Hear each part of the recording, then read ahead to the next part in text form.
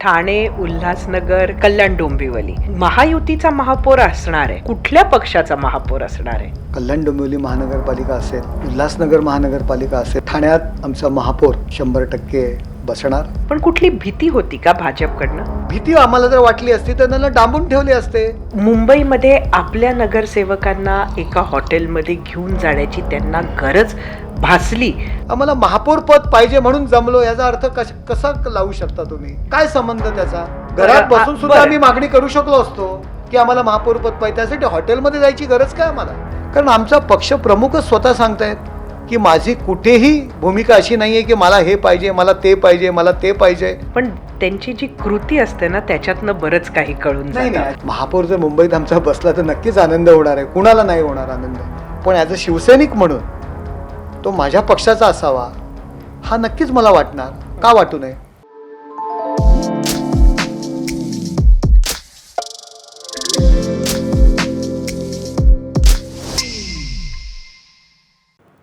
नुकत्याच महापालिका निवडणुकांचे निकाल लागले आणि जसं मी तुम्हाला सांगितलं, आता या खेपेला आपण बोलणार आहोत अशा काही लोकांशी जे वेगवेगळ्या पक्षाच्या विजयाचे शिल्पकार आहेत. कधी ते पडद्यासमोर तर कधी पडद्यामागे त्यांचं काम राहिलं आहे. आणि अशा व्यक्ती प्रत्येक पक्षात आहे की ज्यांच्यावर एखाद्या भागाचं काम सोपवलं की ते काम होणारच. एकनाथ शिंदेंकडे आणि अगदी थेट त्यांचा गट ठाण्यात अशीच एक व्यक्ती आहे.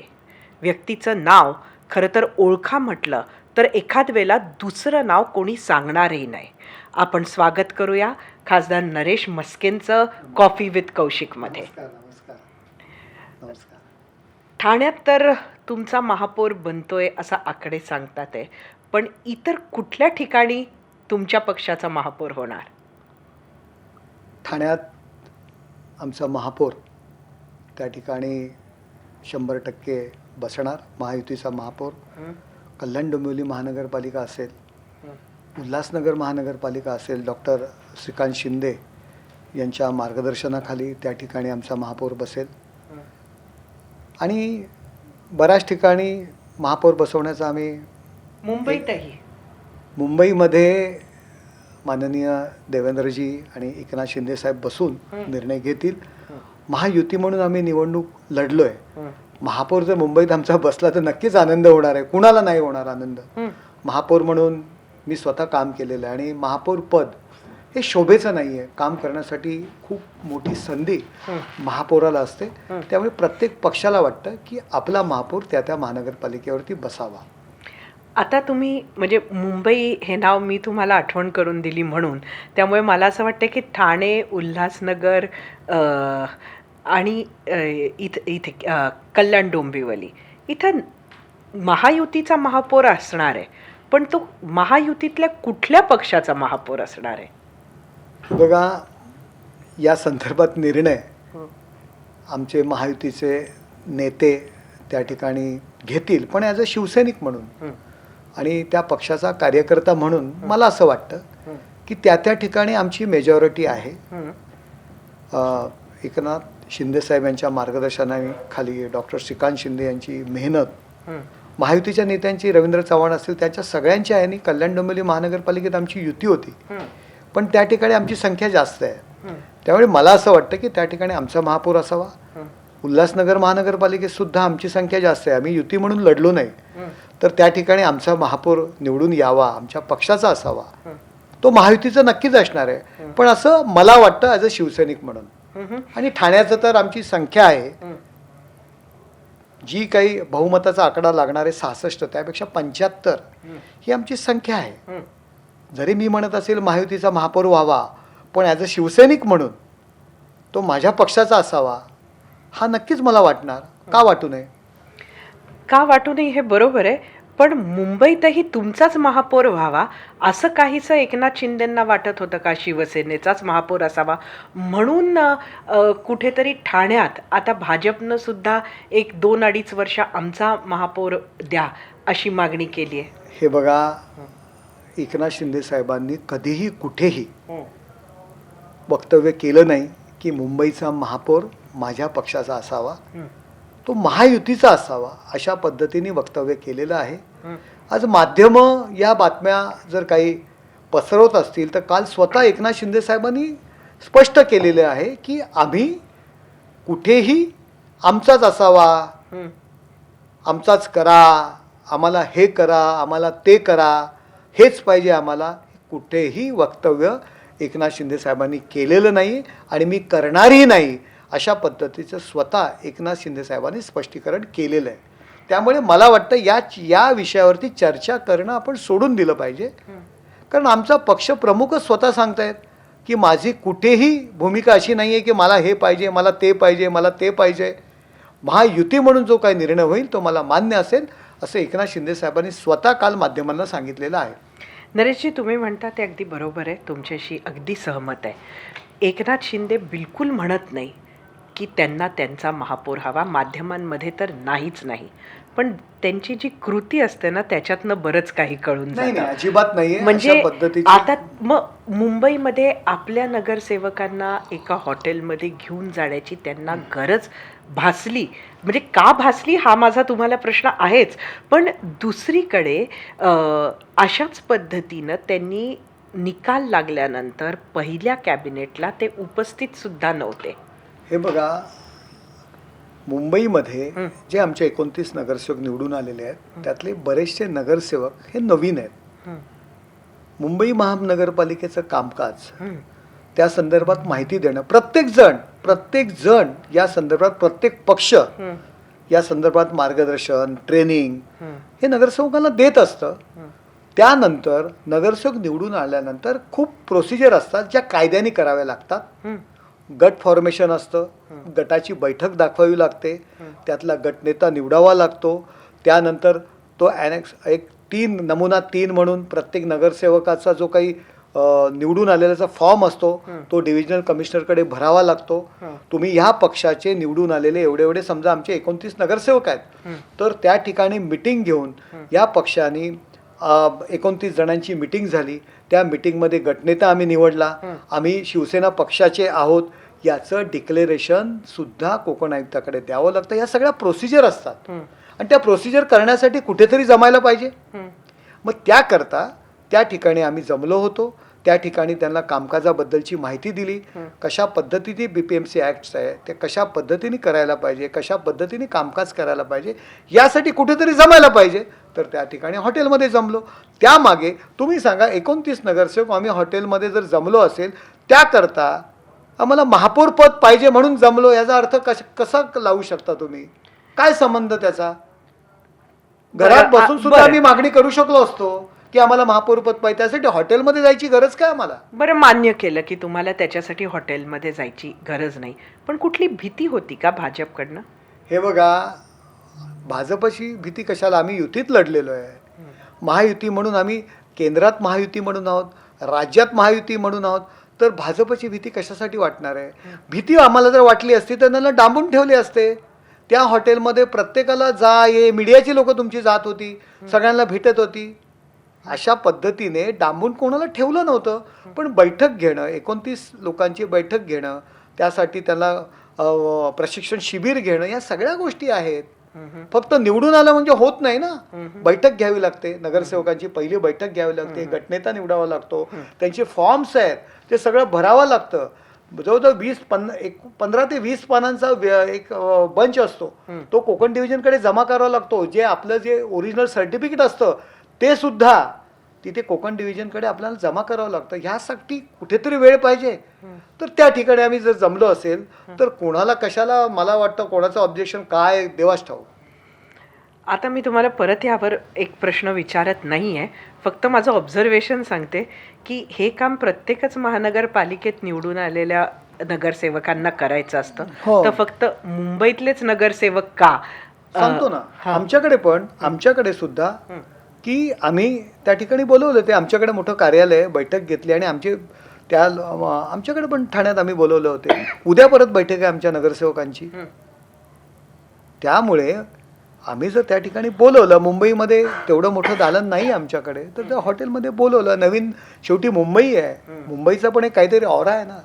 आम्ही आपले ग्रामीण भागातले एक उपनगरातले आम्ही लोक आहोत, मुंबईतली लोक आहेत, तर थोडंसं मुंबईच्या पद्धतीने पण थोडंसं वागलं पाहिजे. नरेशजी, 29 महानगरपालिका आहेत आणि सगळे पक्ष म्हणजे आता इतका मोठा आकडा झालाय खरं तर पक्षांचा, युती आघाडी यात सगळे होते.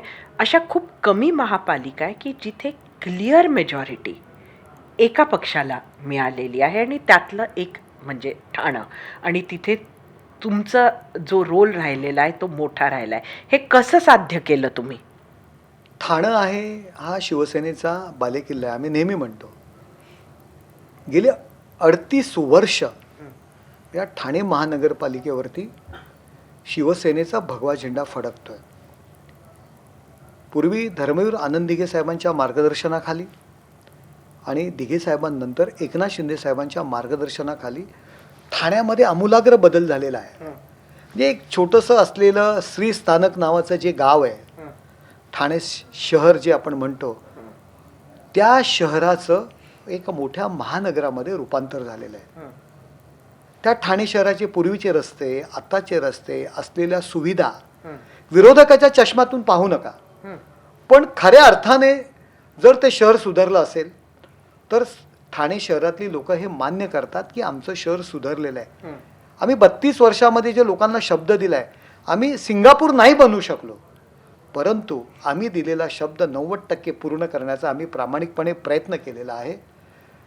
पूर्वी दिघे साहेबांच्या नेतृत्वाखाली, आता एकनाथ शिंदे साहेबांच्या नेतृत्वाखाली आमचे पदाधिकारी कार्यकर्ते 365 दिवस 24/7 लोकांसाठी काम करत असतात, सेवा करत असतात. कोविड सारख्या वेळी शिंदे साहेब स्वतः PPP किट घालून हॉस्पिटलमध्ये जात होते. आमचा शाखा प्रमुख, आमचा गट प्रमुख त्या ठिकाणी लोकांच्या सेवेसाठी जीवाची पर्वा न करता उतरलेला, आणि ठाणेकर हे कधीच विसरणार नाहीत. ठाण्यामध्ये झालेला बदल आणि त्याचं जे लोकांनी दिलेलं आम्हाला फळ आहे, मी म्हणेन हा लोकांनी दिलेला आशीर्वाद आहे. पूर्वी दिघे साहेब, आता दिघे साहेबांचा आशीर्वाद आणि एकनाथ शिंदे साहेबांचं नेतृत्व, त्यांची काम करण्याची पद्धत, या जीवावर मी आणखी सांगतो 100 वर्ष, येणारी आणखी 100 वर्ष ठाणे महानगरपालिकेवर शिवसेनेचा आणि युतीचाच भगवा झेंडा फडकणार. आज तुम्हाला मी सांगतो, ठाणे महानगरपालिकेवर तुम्ही जर गेलात तर माझ्या महापौरपदाच्या काळामध्ये संपता मी त्या ठिकाणी परमनंट भगवे, 2 भगवे लावलेले आहेत, ते कायम त्या महानगरपालिकेवर राहणार आहेत. नरेशजी, तुम्ही जे आत्ता शिवसैनिकांचं काम सांगितलं, म्हणजे शिंदे साहेबांचंही सांगितलं, तुमचंही सांगितलं, पण खास तुम्ही शिवसैनिकाचं काम सांगितलं, आणि हीच खरं तर शिवसैनिकाची ओळख होती की जो पटकन मदतीला धावून यायचा. म्हणजे असंही म्हटलं जातं की खरं तर शिवसेनेच्या नेत्यांना मतदान होतच नाही, ते शिवसैनिक जो लोकांच्या आयुष्याशी जोडल्या गेलेला आहे त्याला मुंबईमध्ये मतदान होतं. आता ठाण्यात तसं झालेलं दिसतंय, पण मुंबईत ते का होऊ शकलं नाही? म्हणजे सामान्य शिवसैनिक हा आजही उद्धव ठाकरेंबरोबर आहे, हेच हा निकाल सांगतो का? हे बघा, संपूर्ण मी मुंबईचंच म्हणणार नाही तर संपूर्ण महाराष्ट्रामध्ये, आज मी बाजूच्या नवी मुंबईचं तुम्हाला उदाहरण देईल की 10 जागा पण आमच्या येणार नाहीत, अशा पद्धतीने आमच्यावर टीका होत होती. आणि लोकांनी गृहीत धरलं नव्हतं की या नवी मुंबई महानगरपालिकेवर आज 42 जागा, सत्तेतल्या एकूण सहभागापैकी 40% जागा आज शिवसेनेला एकनाथ शिंदे साहेबांच्या नेतृत्वाखाली मिळालेल्या आहेत. आणि थोड्याफार जे 15-16 जागा आहेत ना, आम्ही अगदी सत्तेच्या जवळपास होतो, त्या जागा काही विरोधकांमुळे आमच्या गेल्या नाहीत, त्या आमच्या काही चुका झालेल्या आहेत. तिकीट वाटपामधल्या आमच्या काही चुका आहेत, एकाच घरातल्याला 3-3 तिकीटं देणं, 4-4 तिकीटं देणं, त्यामुळे आमच्या त्या जागा गेलेल्या आहेत. नाही तर जवळजवळ नवी मुंबईतली सत्ता आम्ही घेतली होती. याच्या मागचं कारण काय की शिंदे साहेबांबद्दल असलेली लोकांची लोकप्रियता आहे. काम करणारा माणूस आहे, लोकांमध्ये जाणारा माणूस आहे. आज महाराष्ट्रामध्ये नगरपालिकेचा जो तुम्ही रिझल्ट पाहिलात, त्या नगरपालिकांमध्ये शिवसेनेच्या आम्ही एकत्र ज्यावेळी होतो त्यावेळी कधी कोल्हापूरमध्ये आमच्या जागा आल्या नाहीत, कधी सांगलीमध्ये आल्या नाहीत, कधी साताऱ्यात आल्या नाहीत, कधीही कोकणाच्या पलीकडे आम्ही गेलो नव्हतो, कधीही धाराशिवला आमच्या जागा आल्या नाहीत. नगरपालिकेची जागा कानाकोपऱ्यामध्ये, आमच्या नागपूर सारख्या ठिकाणी सुद्धा, धुळ्यामध्ये, मालेगावमध्ये आमच्या जागा येतात. नाशिक, संभाजीनगर या पलीकडे आणि कोकणाच्या पलीकडे शिवसेना कधी गेली नव्हती. ही का गेली? ही एकनाथ शिंदे साहेबांचं नेतृत्व लोकांनी मान्य केलेलं आहे, त्यांची लोकप्रियता मान्य केली. आज मुंबईमध्ये पण 90 पैकी आमच्या 30 जागा आलेल्या आहेत, नाही असं नाही, परंतु आम्ही यामध्ये जवळजवळ 20 ते 25 जागा मुस्लिम बहुतल्य वस्तीमधल्या आम्ही जागा घेतल्या होत्या, या 90मधल्या. त्याच्यामुळे आमचा स्ट्राईक रेट जर तुम्ही जर चर्चा करत असाल तर कदाचित मुस्लिम समाज काँग्रेसच्या बरोबर गेला, MIMच्या बरोबर गेला. ही रिस्क आम्ही घेतली ना, ही डेअरिंग केली मुस्लिम समाजामध्ये मुस्लिम नगरसेवक उभे करण्याची. आणि शिवसेनेने त्या जागा लढण्याची, धारावीसारख्या ठिकाणी जी बहुतुल्य वेगवेगळ्या वस्ती लोकसंख्या, वेगवेगळ्या समाज, तेलुगू असेल, इतर काही कन्नडी असतील, अशा वस्त्यांमधल्या 5-5, 6-6 सीट लढण्याची हिंमत शिवसेनेने केली. मुस्लिम उमेदवार देण्याची हिंमत शिवसेनेने केली.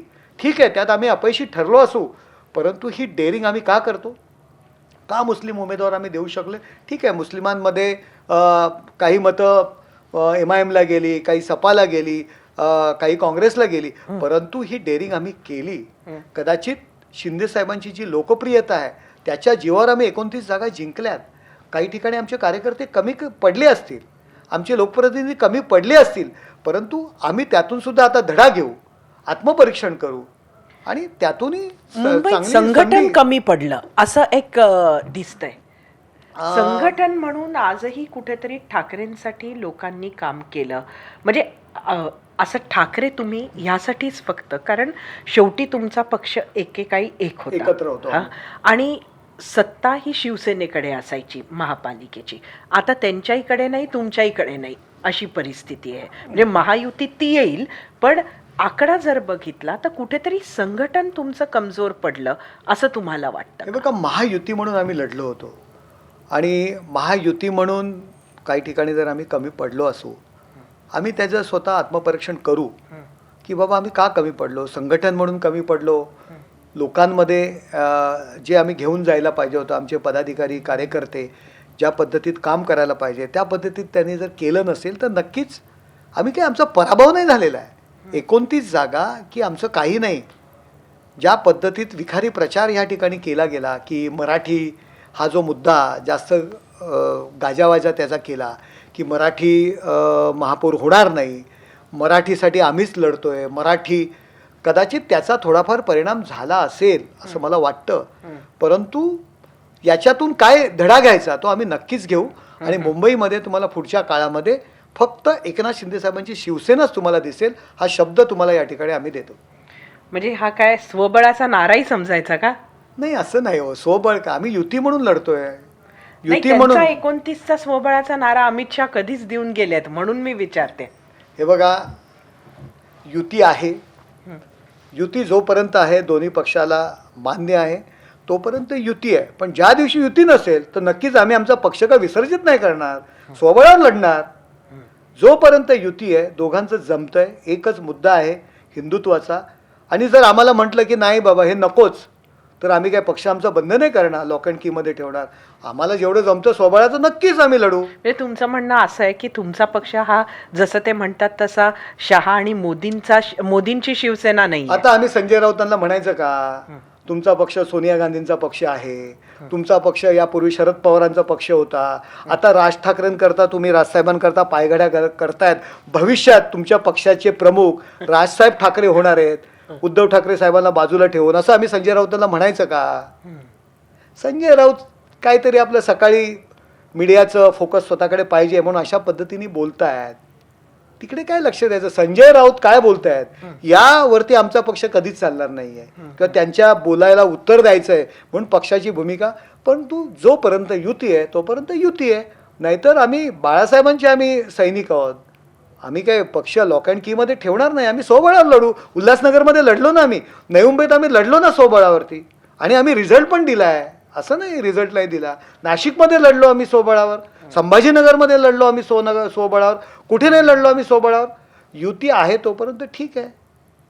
पालघरमध्ये आम्ही लढलो नगरपालिका, आम्ही नगराध्यक्ष आमचा आला ना स्वबळावर, डहाणूमध्ये नगराध्यक्ष आला ना आमचा स्वबळावर, अंबरनाथमध्ये सर्वात जास्त जागा आम्ही निवडून आणल्या जरी नगराध्यक्ष नाही आला, बदलापूरमध्ये सगळ्यात जास्त जागा निवडून आणल्या जरी आमचा नगराध्यक्ष नाही आणला. असं काही नाही आहे. युती आहे तोपर्यंत युती म्हणून, युती नसेल तेव्हा स्वबळावरच लढणार. आज एक बातमी आमच्याकडे आली, सकाळपासून खरं तर ती बातमी चालते, ती सूत्रांच्या नुसार असं आहे की भाजपानं एक तक्रार त्यांच्या हायकमांडला केली आहे की जर शिंदे बरोबर नसते तर मुंबईमध्ये आमचा स्ट्राईक रेट हा जास्त चांगला राहिला असता. आता ही सूत्र नक्की कोण, संजय राऊत का नाही आणखी नाही, कोण? भाजपच्या नेत्यांमधनं आलेली माहिती आहे. नाही, मला नाही वाटत की अशा पद्धतीची तक्रार भारतीय जनता पार्टीचे नेते करतील. हं. कारण 29 आणि जो काही आकडा आहे तो शिंदेच्या सोबत असल्यामुळेच महापौरपदाची आपण महापौरपदाचा मान घेणार आहोत या ही सूत्र म्हणजे काय माहिती आहे का? बघा, अशा पद्धतीने बातम्या पसरवून आमच्या महायुतीमध्ये कधीच खोडा येणार नाही. महायुती आमची अभेद्य आहे आणि अशा बातम्यांवर आम्ही कधीच विश्वास ठेवत नाही. नवी मुंबईमध्ये टांगापलटी घोडे फरार झालंय का? टांगा पलटी घोडे फरार, आता मी या विषयावरती जास्त काही बोलणार नाही. परंतु प्रत्यक्ष तुम्ही जर त्यांना विचारलं की 10 जागासुद्धा येणार नाहीत या नवी मुंबईमध्ये, मी तुम्हाला सांगतो युतीच्या बोलण्याला गेलो तेव्हा 1 ते 2 तास मला बसून ठेवलं. ठीक आहे, खासदार होतो पण कार्यकर्ता म्हणून मला काही वाटलं नाही त्याचं. शेवटी युतीचा मी एक ठाण्यामध्ये महायुती सक्सेस होण्याकरता निरंजनजी डावकरे यांच्यासोबत एकनाथ शिंदे साहेबांच्या मार्गदर्शनाखाली किती काम केलं हे भाजपचे पदाधिकारी नेते सांगतील. अर्धा तास 1 तास बसून ठेवलं. ठीक आहे, नंतर सांगितलं 20 जागा देतो, त्याच्यापेक्षा एकही जागा वाढणार नाही. मी त्यांच्या जे काही पनवेलचे आमदार आले होते त्यांना सांगितलं निरीक्षक म्हणून की बाबा तुम्हाला पटत असेल तर सांगा, तुम्ही सही करा, मी लगेच सही करतो 20 जागांवर. पण ते म्हणाले मलाही नाही पटत. पण तरीसुद्धा प्रयत्न केले युतीकरता, परंतु 20 जागांच्या पुढे आम्हाला एकही जागा देणार नव्हते. आज त्या नवी मुंबईमध्ये काँग्रेस राष्ट्रवादी काहीही लढाई नव्हती. काँग्रेस आणि राष्ट्रवादी अजिबात त्या ठिकाणी लढले नाहीत. तरीसुद्धा त्या नवी मुंबईच्या महानगरपालिकेच्या निवडणुकीत 42 जागा आम्ही निवडून आणल्या. 40% जागा आम्ही निवडून आणल्या. एकास एक लढत की नवी मुंबईमध्ये 10ही जागा निवडून येणार नाहीत अशा पद्धतीची चर्चा होत होती, अशा पद्धतीची वक्तव्य होती ती. एकनाथ शिंदे साहेबांच्या मार्गदर्शनाखाली 42 जागा निवडून आणल्या आणि ज्या आमच्या 15-16 ज्या जागा पडलेल्या आहेत त्या आमच्या घासून पडलेल्या आहेत. आणि आमच्या चुकांमुळे हे अख्ख्या नवी मुंबईला माहिती आहे की आम्ही एका घरात 3 दिले, नवरा बायको अशा जोड्या दिल्या. काही आमच्या ग्रामीण भागातनं आम्ही जास्त जागा द्यायला पाहिजे होती, ती आम्ही दिली नाही, त्याच्यामुळे एक पॅनल आमचं पडलं. काही लोकांच्या हट्टाखातर जे आम्हाला निवडून येणारे उमेदवार आम्हाला द्यायला पाहिजे होते ते आम्ही दिले नाहीत. आणि त्याच्यामुळे हा आमचा निसट्ट पराभव आहे. आम्ही तो पराभव मान्य केलेला आहे, परंतु हा पराभव पुढची उडी मारण्याकरता आम्ही एक पाऊल मागे घेतलं. याचा अर्थ पुढची आम्ही उडी मारणार आहोत. त्या ठिकाणी आमचा विजय, आमच्या कार्यकर्त्यांचा विजय नक्की झालेला आहे. 42 जागा की 10 जागाही निवडून येणार नाहीत अशा पद्धतीने. त्यामुळे टांगा पलटी, काय ते घोडे फरार वगैरे हे सगळ्या गोष्टी बोलण्यापुरत्या ठीक आहेत. आम्ही महायुतीतले आहोत, त्यामुळे ज्या दिवशी निवडणुका झाल्या, ज्या दिवशी रिझल्ट लागले त्या दिवसानंतर आमच्याकडून एकही चुकीचं वक्तव्य झालं नाही. कारण महायुतीचे नियम, महायुतीचे संस्कार आणि महायुती ही अबाधित राहिली पाहिजे हे नियम पाळणारा हा नरेश म्हस्के आहे. एकनाथ शिंदेसाहेब तर कधीच कोणावरती टीका करत नाहीत. त्यामुळे आम्ही शांत आहोत. परंतु नवी मुंबईमध्ये आमचा विजय झालाय का पराजय झालाय ते नवी मुंबईतील जनता सांगेल. तुम्ही आत्ता बरंच सांगितलं, त्यात बरंच आत्मपरीक्षण तुम्ही केलं की इथं आम्ही चुकलोत, असं चुकलो, तसं चुकलो. पण जेव्हा इतका कुठंतरी एक आंतरिक विरोध मित्रपक्षाकडूनच होत असतो, तर तुमचे उमेदवार पाडायला गणेश नाईकांनी काम केलं असं तुम्ही म्हणता का? ते भारतीय जनता पक्षाचे नेते आहेत, तर त्याच्यामुळे ते त्यांचे उमेदवार निवडून आणण्याकरता प्रयत्न करणार. परंतु नाईक साहेबांच्या ऐरोली जो विधानसभेमध्ये आमदार आहेत तिथे आमचे किती नगरसेवक आलेत निवडून तुम्ही बघा. त्याच्यामध्ये मेजॉरिटी आमचे जवळजवळ आमचे 4 आणि 4 8, 1 9, 3 11 आणि 4 15 आणि 2 17, जवळजवळ 17 आणि जवळजवळ 23-24 नगरसेवक, 24च्या वरती नगरसेवक आमचे त्या मतदारसंघात निवडून आलेत. ऐरोली विधानसभा मतदारसंघात आमचे निवडून आलेले आहेत. आमचे नगरसेवक जास्त निवडून आलेले आहेत त्यांच्या मतदारसंघामध्ये. गणेश नाईकांचा राग जो आहे शिंदे साहेबांवर तो तुमच्यामुळे आहे का? त्यांच्या मुलाला तिकीट न देता खासदारकीच्या वेळेला तुम्हाला तिकीट दिलं म्हणून हा राग आहे का? नाही, मला नाही वाटत नाईक साहेबांचा राग माझ्यामुळे असेल. शेवटी बघा, नाईक साहेब नवी मुंबईचे नेते म्हणून त्या ठिकाणी काम करतात. नाईक साहेब ठाण्याचे पालकमंत्री होते तेव्हा एकनाथ शिंदे साहेब त्या ठिकाणी नगरसेवक होते. आज एकनाथ शिंदे साहेबसुद्धा आज राज्याचे नेते झालेत, राष्ट्राचे नेते झालेले आहेत. आणि नरेश मस्के तर नाईक साहेबांचा कार्यकर्ता होता हो. म्हणजे ज्यावेळी विद्यार्थी सेनेचा मी जिल्हा प्रमुख म्हणून काम करायचो तर नाईक साहेब आमचे शिवसेनेचे नेते होते. म्हणजे संजीव नाईक आणि मी तेव्हा जिल्हा प्रमुख होतो. संजीव नाईक विद्यार्थी सेनेचे जिल्हा चिटणीस म्हणून जेव्हा आम्ही त्यांना नियुक्ती केली तर आम्ही एकत्र काम करत होतो. मला नाही वाटत की आमच्यावर त्यांचा काही राग असेल.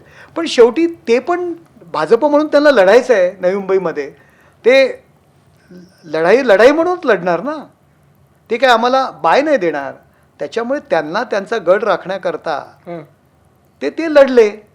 आणि ते रागाने लढले असतील, द्वेषाने लढले असतील,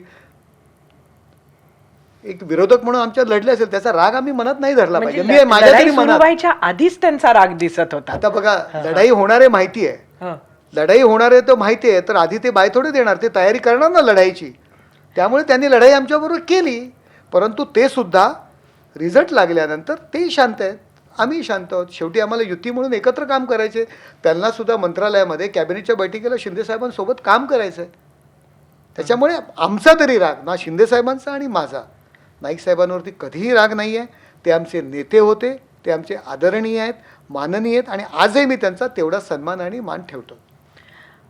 KDMCमध्ये खास आणि इतर अनेक ठिकाणी सुद्धा राज्यात जो बिनविरोध पॅटर्न निवडणुकीत बघायला मिळाला त्याबद्दल बरेच आक्षेप आहेत. म्हणजे एकंदरीत साम दाम दंड भेद हे निवडणुकीत काही पहिल्यांदा वापरल्या गेले असा भाग नाही, पण तरी ज्या प्रमाणात आता त्याचा वापर होतोय आणि कुठेतरी आमिष दाखवून उमेदवारांना पळवून नेणं हे कितपत योग्य आहे? मॅडम, या संदर्भात मी तुम्हाला एक उदाहरण देईल. जेव्हा अर्धा ग्लास पाण्याने भरलेला असतो तेव्हा अर्धा ग्लास भरलेला आहे आपण म्हणत नाही, अर्धा ग्लास रिकामा आहे असं का नेहमी म्हणतो? अर्धा ग्लास पाण्याने भरलेला सुद्धा म्हटलं पाहिजे. जर एखाद्या पक्षाचे म्हणजे बऱ्याच ठिकाणी उभाठा आणि मनसेचे उमेदवारांनी माघारी घेतली, तुम्ही हे का नाही म्हणत की त्यांचं नेतृत्वाचं हे फेल्युअर आहे? यापूर्वी कधी असं झालं नव्हतं. हे नेतृत्वाचं फेल्युअर आहे की ते एखाद्या विभागामध्ये, एखाद्या वॉर्डामध्ये आपला सक्षम उमेदवार देऊ शकत नाही. आज तुम्ही महाराष्ट्र जिंकण्याची भाषा करता विरोधक म्हणून, तुम्हाला ठाण्यासारख्या महानगरपालिकेत, कल्याण डोंबिवलीसारख्या महानगरपालिकेमध्ये प्रत्येक वॉर्डात तुम्ही सक्षम उमेदवार देऊ शकत नाही. मॅडम, याच्या मागचं कारण यांची संघटना फेल्युअर आहे. यांचे जे काही पदाधिकारी कार्य जे काही सांभाळतात ते फेल्युअर आहेत. त्यांनी ऐरे गैरे कोणाला तरी गोळा करायचे, एबी फॉर्म द्यायचा, तो एबी फॉर्म घेतल्यानंतर तो उमेदवार म्हणतो, अरे माझ्या मागे 10 कार्यकर्ते नाहीत, मी कशी निवडणूक लढणार? पूर्वीची वॉर्ड सिस्टीम वेगळी होती, आता प्रभाग सिस्टीम आहे. 4-4 नगरसेवकांचा एक प्रभाग आहे. त्याच्या मागे जर 10 कार्यकर्ते पक्षाचे नसतील तर तो कशाला तो उमेदवार निवडणूक लढणार आहे? जबरदस्ती नॅचरल वापस घेतले सगळ्यांनी फॉर्म. मी तुम्हाला मला हेच म्हणायचं, अर्धा ग्लास पाण्याने भरलेलं आहे म्हणा ना, रिकामं काम तुम्ही म्हणताय की त्या नेत्याचं फेल्युअर आहे, त्या तिथल्या स्थानिक नेत्याचं फेल्युअर. आमच्या ठाण्यामध्ये जेव्हा 6 जणांनी जेव्हा फॉर्म मागे घेतले तर तिथला जो काही सांभाळतोय तो उमेदवार देऊ शकत नाहीये, हे का नाही म्हणू शकत? यापूर्वी नाही कधी असं झालं. तुमचे उमेदवार एवढे, तुम्ही जर आमच्यावर आरोप करत असाल, त्याला काहीतरी आमिष दिलं, तर तुमचा उमेदवार हा आमिषाला भुलणारा असा का तुम्ही निवडला गेला? का त्या नेत्याला पण आमिष दिलं का तो उमेदवार निवडण्याकरता? हे पण तुम्ही म्हणा ना. याच्यामध्ये जर त्या उमेदवाराचा जर हात असेल तर मला म्हणायचं त्या नेत्याचा सुद्धा हात असेल, त्याचाही साठालोटा असेल. त्यांनी असे उमेदवार कसे दिले की जे उमेदवार मागे घेत आहेत आमिष देऊन? जर तुम्ही आरोप आमच्यावर करत असाल तर त्याच्यामध्ये तुला काय मिळालं आहे का, त्याचं सुद्धा उत्तर त्यांनी द्यावं. ते का नाही तुम्ही त्याच्यावर आरोप करत? बरं, 2.5 वर्ष महापौरपद देणार आहे का तुम्ही ठाण्यात भाजपाला, की पूर्ण 5 वर्षच देणार? आणि हा माझा कुठे अधिकार आहे हो? आमचे नेते आहेत, आमचे. नाही, तुम्ही प्रश्नाला बगल देताय, तुम्ही त्या निर्णय प्रक्रियेत आहात. आणि हे बघा, आमच्याकडे पूर्णपणे मी कालही तेच सांगितलं की मी तुम्हाला सांगतो, जर उद्या 5 वर्ष ठाण्याचं महापौरपद जर नेत्यांनी निर्णय घेतला भारतीय जनता पार्टीला द्यायचं आणि मुंबईचं महापौरपद शिवसेनेला द्यायचं, मला आनंद होईल. मुंबईसारख्या ठिकाणी माझ्या पक्षाचा महापौर बसेल, मला आनंद होईल ना त्याचा. पण नेत्यांनी निर्णय घ्यायला पाहिजे. आमच्याकडे एवढी स्वतंत्रता नाही आहे. आमच्याकडे नेता जो निर्णय घेतो तो मान्य करतो. आमच्या नेत्यांनी जर सांगितलं की 5 वर्ष आपल्याला भाजपला द्यायचं आहे महापौरपद, आम्ही स्वतः ढोल ताशे लावू, पण नेत्यांनी सांगायला पाहिजे, नेत्यांनी निर्णय घ्यायला पाहिजे. कधी बसणार आहेत हे दोन नेते मंडळी? कधी हा निर्णय होणार आहे? बसतील, चर्चा होतील. एक तारीख काय ठरली? म्हणजे आता हे बघा, मुख्यमंत्री महापौर डावसला पदाची आहे. बघा, मुळात महापौर पदाची निवडणूक अजून लागलेली नाहीये. ती 15 दिवसात लागते का 20 दिवसात लागते का महिन्याभरात लागते. कायदे कानून नियम या सगळ्या गोष्टी आहेत. ती निवडणूक लागली त्याची सुद्धा प्रोसिजर आहे. फॉर्म भरणं, फॉर्म मागे घेणं, या सगळ्या गोष्टी आहेत. ती निवडणूक लागली की नक्कीच बसतील सर्व नेते. आता देवेंद्रजी पण नाही आहेत मुंबईत, ते कामानिमित्त महाराष्ट्राच्या आर्थिक विकासाकरता ते दावोसला गेलेले आहेत. ते आल्यानंतर नक्कीच बैठका होतील. एकंदरीत जो आपण याच्या आधीचा जो प्रश्न होता की बिनविरोध निवडणूक, पैशाचा आमिष वगैरे, म्हणजे आता कार्यकर्त्यांना, पक्षात काम करणाऱ्यांना, उमेदवार देणाऱ्यांना विचारधारा किंवा निष्ठावंत कार्यकर्ते वगैरे हा सगळा प्रकार उरलेला नाही आहे का? असं नाही म्हणता येणार की हा काही प्रकार उरलेला नाही आहे. पण शेवटी बघा, काही वेळा निवडून येण्याची क्षमता, शेवटी आकड्यांचा खेळ आहे हा, की बहुमत, निवडून येण्याची क्षमता, त्या ठिकाणची परिस्थिती, या सगळ्या गोष्टींवरती उमेदवार निवड ही प्रक्रिया होत असते. त्यामुळे असं नाही आहे असं पण म्हणता येणार नाही, असं आहे असंही म्हणता येणार नाही काही गोष्टी. परंतु निवडून येण्याची क्षमता पाहून तिकीट दिलं जातं, हे तर नक्की आहे. निवडून येण्याची क्षमता म्हणजे नक्की काय? लोकांमध्ये त्यांची लोकप्रियता, लोकांनी मतदान सुद्धा द्यायला पाहिजे. मतदान पेटीपर्यंत, आपल्या पक्षाला तो काही बटन दाबण्यापर्यंत त्यांना घेऊन येण्याची क्षमता, त्याचं काम, 5 वर्षात केलेलं काम कसा लोकांसाठी झटलं आहे, लोकांमध्ये किती अप्रोचेबल आहे, ह्या सगळ्या गोष्टी पाहिल्या जातात. एक अजून निकाल मुंबईत लागणार असं होतं, म्हणजे एक महापौर पदाचा तर कोणाच्या हातात सत्ता जाणार तो एक भाग होता, पण शिवसेना नक्की कोणाची ह्याचा पण निकाल कुठेतरी मुंबईत लागणार होता. उद्धव ठाकरेंचे तुम्ही जितके नगरसेवक मध्यंतरीच्या काळात फोडले किंवा जे तुमच्याकडे आले असं आपण म्हणू, त्यापेक्षा दुप्पट त्यांचे नगरसेवक निवडून आले. त्यामुळे मुंबईत तरी शिवसेना ही ठाकरेंची असं म्हणायचं का? नाही बघा, म्हणजे तुम्ही फक्त मुंबईचा जर विचार करत असाल तर शिवसेना ही काय फक्त मुंबईची हा विषय आहे का? शिवसेना अख्खी महाराष्ट्राची आहे. मुंबईमध्ये ठाकरेंनी जागा किती लढवल्या आणि त्यांच्या जागा किती आल्या? आम्ही 90 जागा लढवतो आणि 30 जागा येतात. ठाकरेंनी 150च्या वरती जागा लढवल्या आणि त्यांच्या जागा आल्या. बघा, शिवसेना कोणाची हा निर्णय जनतेतून व्हायला पाहिजे, शिवसैनिकांमधून व्हायला पाहिजे. आपण पाहताय, ग्रामीण भाग असेल, नगरपालिकेच्या निवडणुका झाल्या, 2nd नंबरला आम्ही आहोत महाराष्ट्रामध्ये. UBT आहे कुठे? किती नगरपालिका त्या जिंकल्या, किती नगराध्यक्ष त्यांनी निवडून आणले, आमदार आम्ही जागा किती लढवल्या, 80. आणि आमचे सगळ्यात जास्त आमदार निवडून आले. ठाकरेंचे किती आमदार निवडून आले? खासदारकीच्या जागा बघा. महाराष्ट्राने कौल दिलाय ना. पहिला विजय शिवसेनेला, पहिला विजय ठाण्याने दिला. पहिला विजय ठाण्याने दिला. पहिला महापौर, पहिला नगराध्यक्ष ठाण्याने दिला. त्याच ठाण्यामध्ये UBT फक्त 1 जागा मिळवते, खासदारकीला पडते, आमदारकीला पडते. उत्तर दिलंय शिवसेना की एकनाथ शिंदे साहेबांच्या नेतृत्वाखाली जी शिवसेना तीच शिवसेना.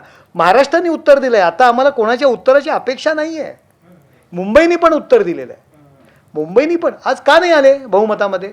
आज किती मुद्दा, मराठी मुद्दा, काय हा UPवाला भैया महापौर करणार, मुस्लिम महापौर करणार, गुजराती महापौर करणार, नेहमीप्रमाणे मुंबई तोडणार, महाराष्ट्रापासून, अशा पद्धतीच्या किती वावड्या उठवल्या, किती प्रचार केला, अपप्रचार. आल्या का यांच्या जागा? भारतीय जनता पार्टी आणि आमच्या युतीच्या आम्ही एकत्र होतो, आमच्या जागा जास्त आल्या. त्यामुळे लोकांनी उत्तर दिलं आहे मुंबई कोणाची आणि शिवसेना कोणाची. त्यासाठी आम्हाला कोर्टाच्या उत्तराची गरज नाही आहे.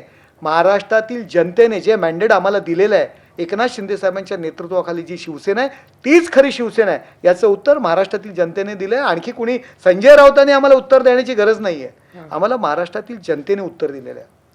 तुम्ही महापौर राहिला आहात, काय सांगाल तुम्ही आता नव्या होऊ घातलेल्या महापौरांना? काय प्रायोरिटी असली पाहिजे?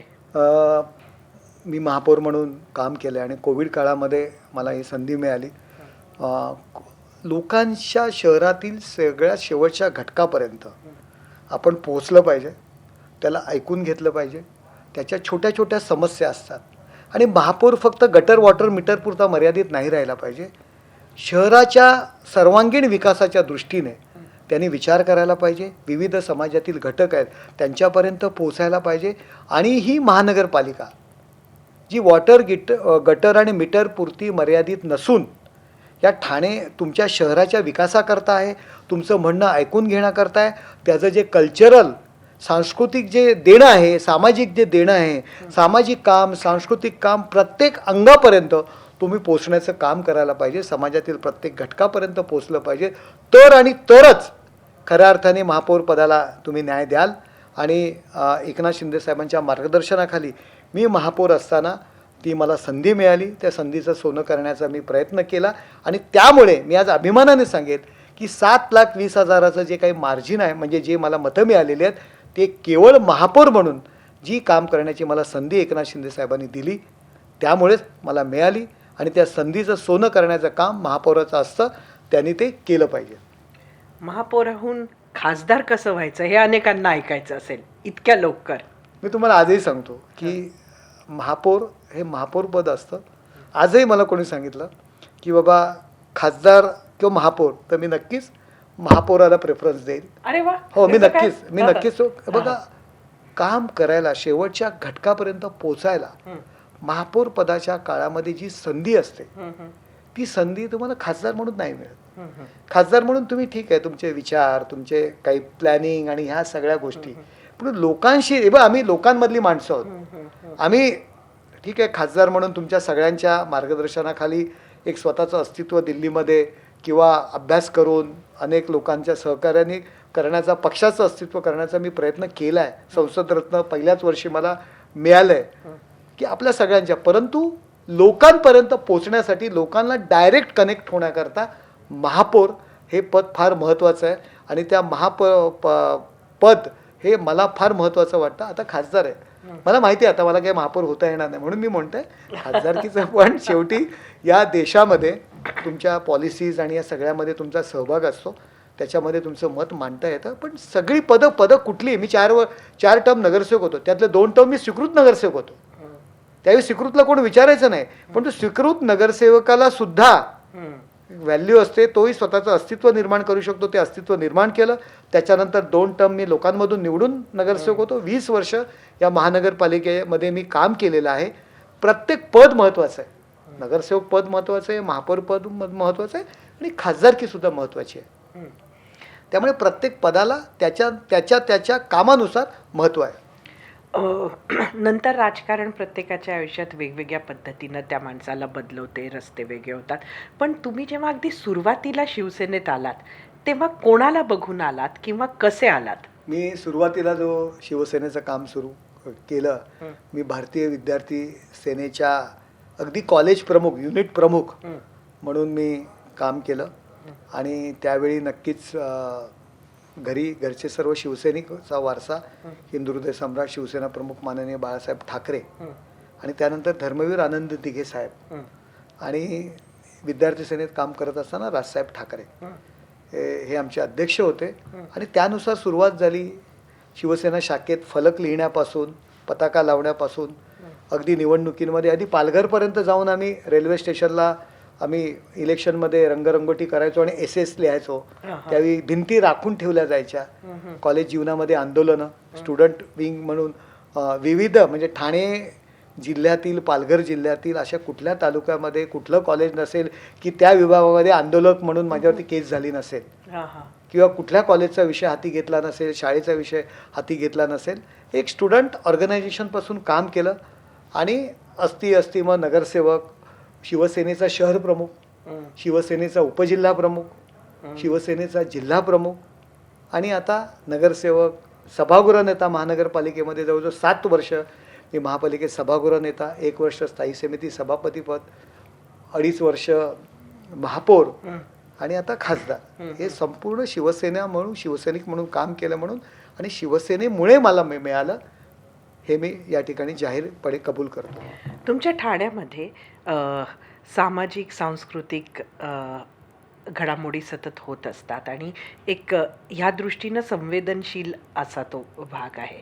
तुमचं स्वतःचं सुद्धा मला वाटतं एक ओढा आहे, सांस्कृतिक ओढा.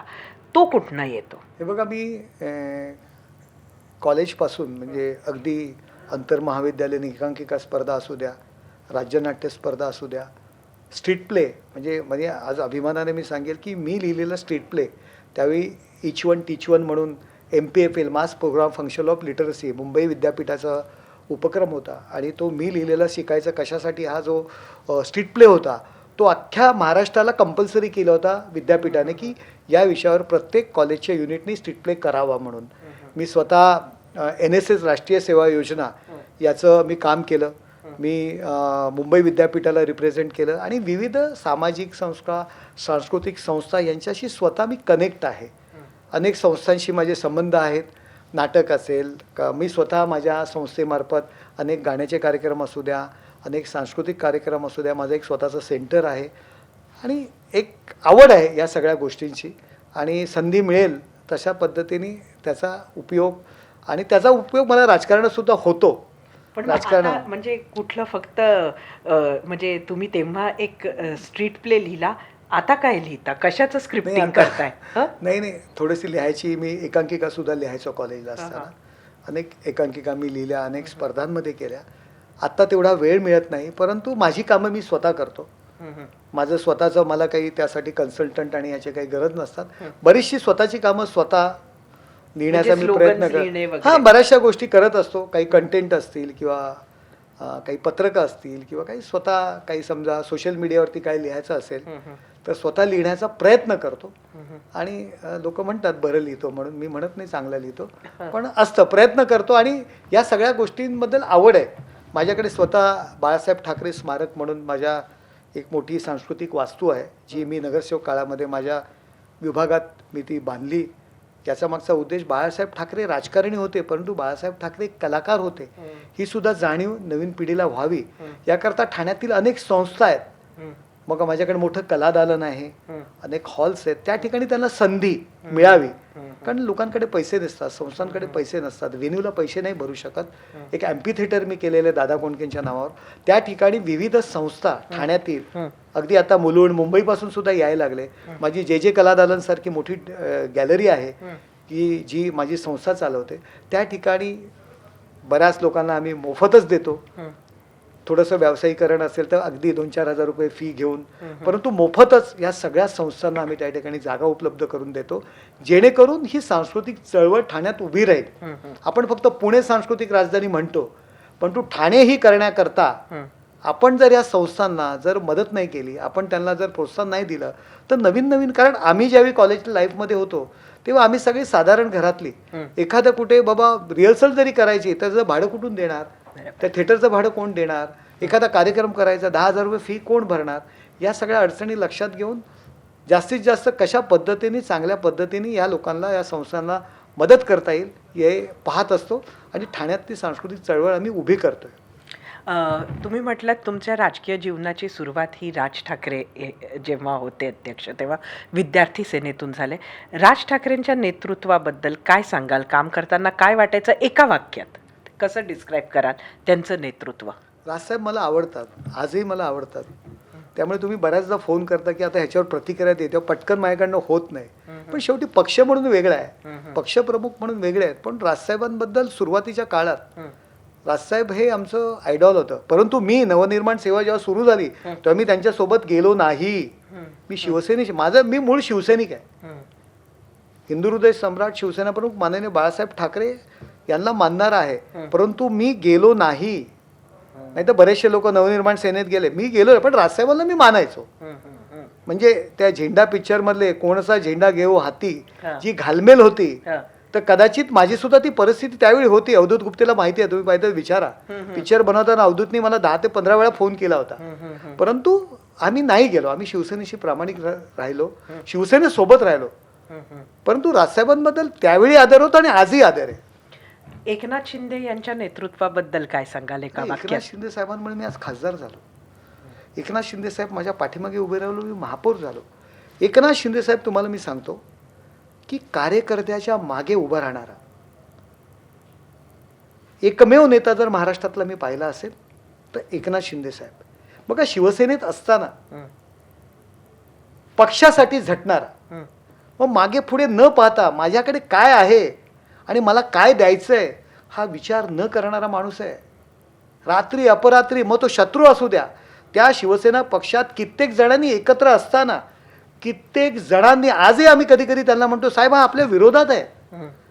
आजही युबीटी मध्ये असताना साहेब हा तुमच्यावर टीका करतोय, तरी सुद्धा त्याच्यावर वेळेप्रसंगी वेळ येते तेव्हा एकनाथ शिंदे साहेब धावून जातात. मग हॉस्पिटल असेल, काही असेल, पक्षाकरता माझ्याकडे काय आहे याचा विचार न करता काम करणारा आम्ही शिवसेने असल्यापासून पाहतोय, असा नेता मिळणं शक्य नाही. आणि त्यामुळे एकनाथ शिंदे साहेब आमच्या दृष्टीने आदरणीय आहेत. त्यामुळे एकनाथ शिंदे साहेबांसाठी हजारो वार हा नरेश मस्के सहन करण्याची तयारी आहे. त्यांनी मला काय दिलं हे महत्वाचं नाही. त्यांच्याबरोबर जाताना तुम्हाला घालमेल नाही झाली? मी तुम्हाला नाही घालमेल झाली. हा, त्यांच्याबरोबर जाताना घालमेल नाही झाली. उद्धव ठाकरेंना, उद्धव साहेबांना ज्यावेळी मला फोन आला त्यावेळी पहिला सांगणारा फोन मी केला, मला भेटायला बोलवलं. मी त्यांना सांगितलं, मी तुमच्या सोबत येणार नाही, मी एकनाथ शिंदे साहेबांच्या सोबत आहे. मला अर्धा एक तास तरी भेटायला ये.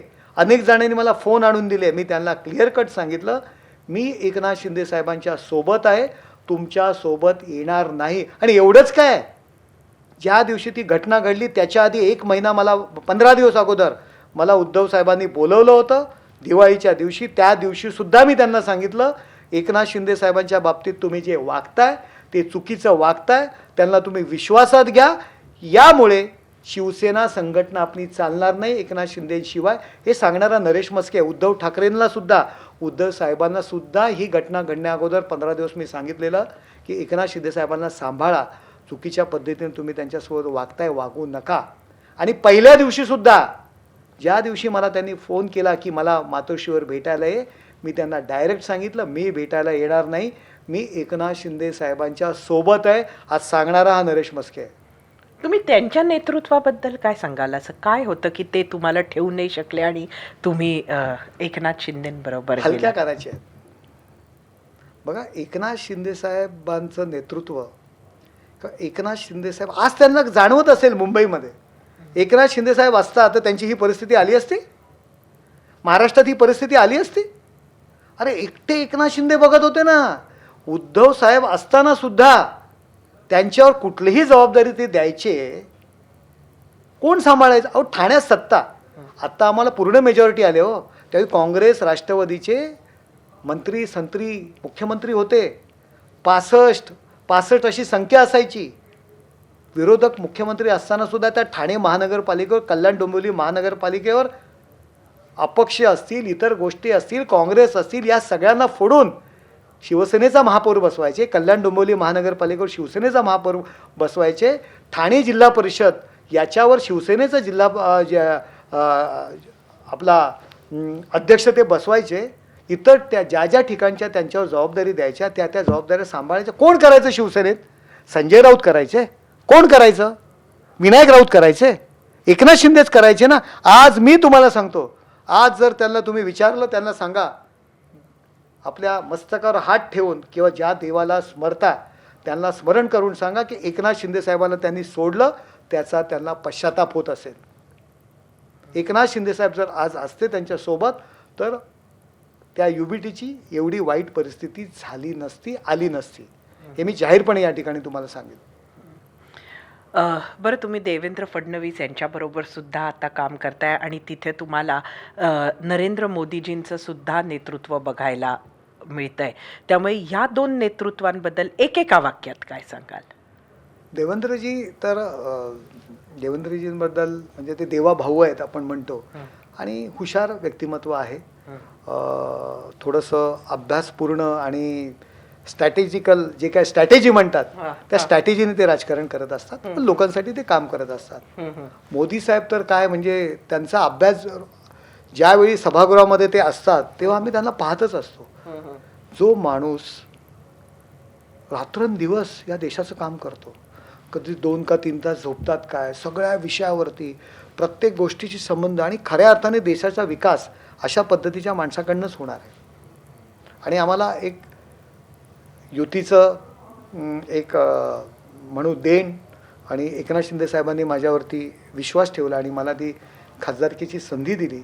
म्हणून ज्या सभागृहात नरेंद्रजी बसतात, मोदी साहेब बसतात, त्या सभागृहात जवळून त्यांना बघण्याची संधी जी मिळाली ते फार मोठं उपकार माझ्यावर झालेले आहेत आणि नक्कीच त्या संधीचा उपयोग करण्याचा प्रामाणिकपणे प्रयत्न करतोय.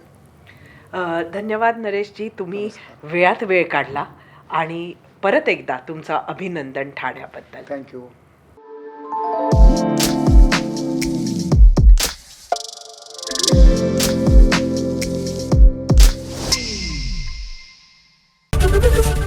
एबीपी माझा, उघडा डोळे बघा नीट.